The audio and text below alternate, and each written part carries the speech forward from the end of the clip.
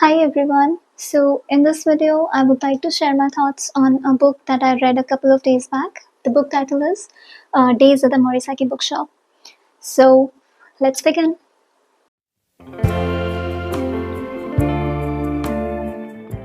So the book starts with the protagonist Takako's boyfriend breaking up with her and on the pretext of marrying another girl.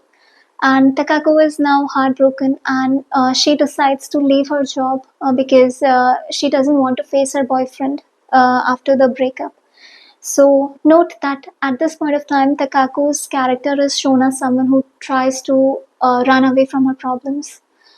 So she informs this whole thing to her mother, and her mother comes up with a solution to this. She says that you can live with your uncle Satoru. So this thing particularly annoys Takako because she does not like any interference in her life. She would not want any sort of interference in her life, and she thinks that her uncle Satoru, might be, might become too much interfering into her life. So that is how the thing starts. Okay, now a little bit about the bookshop. So the Morisaki bookshop is something that has been passed down to Satoru from his great grandfathers, and it's kind of a second-hand bookstore. Basically, it sells second-hand books. So now, mm, this bookshop acts as the setting for the plot that unfolds further along the chapters that we see. So initially, we see that there is sort of a tension between Takako and her uncle. Uh, okay, so Takako decides to live with her uncle on her mother's recommendation. So initially, she is having some troubles, like there is tension which is there between her and her uncle. So over a period of time, although the this tension gets resolved through the conversations about books, about bookshops, and the general sort of reminiscing the past. All the conversations happen, and then she starts having a soft corner for her uncle. And also, there is one major incident that happens after which she decides that she has someone who she can look up to. So, what that incident was, I would suggest you go and read the book. Now, let me give you a bit of the description about imagery.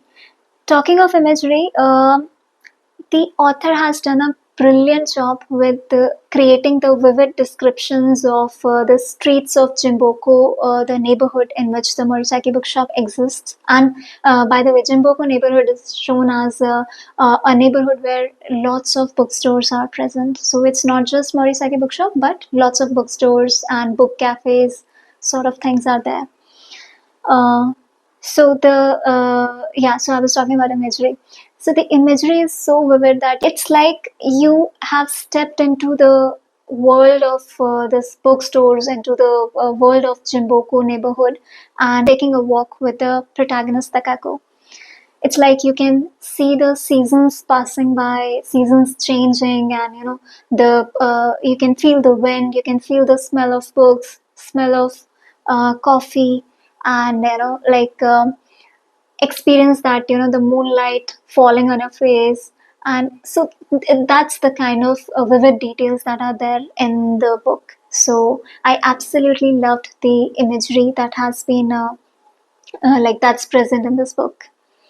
Now, talking about some general things about the book, the Morisaki bookshop acts as a catalyst to you know like basically it drives the plot forward. It forms it acts as a setting for some of the human connections that we see forming, and it has a role to play in that whole like human bond formation. So that is something that you can look forward to.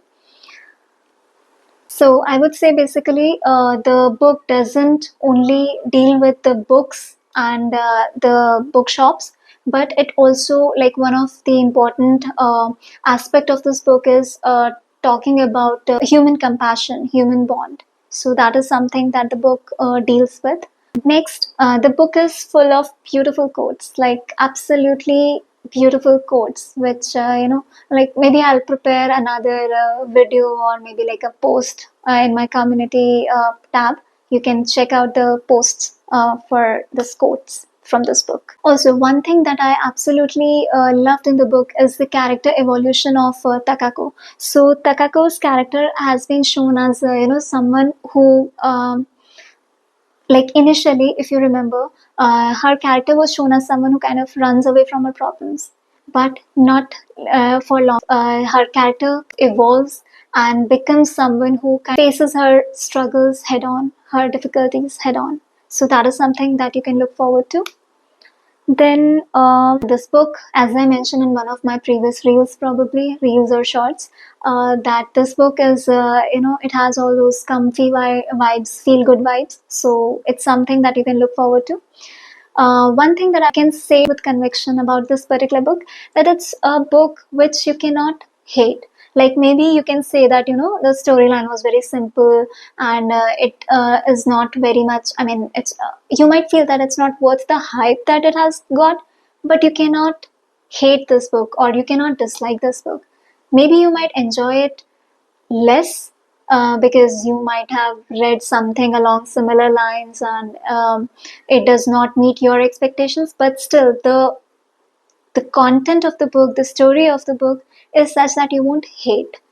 So that is something beautiful about this book. Lastly, I would say that the book not only just focuses on Takako, the protagonist, but there are other side characters who get sort of equal space. And like there are some subplots along with the main plot, which unravel as the story progresses, and they add their own layers. And like the story has multiple layers through those subplots. So that is something that enhanced this entire storyline for me, at least. So yeah, it's about. So in general, I would say that this book is not just about books in bookshops, but it also focuses on like the themes of this book revolve around love, friendships, grief, um, books, human connection.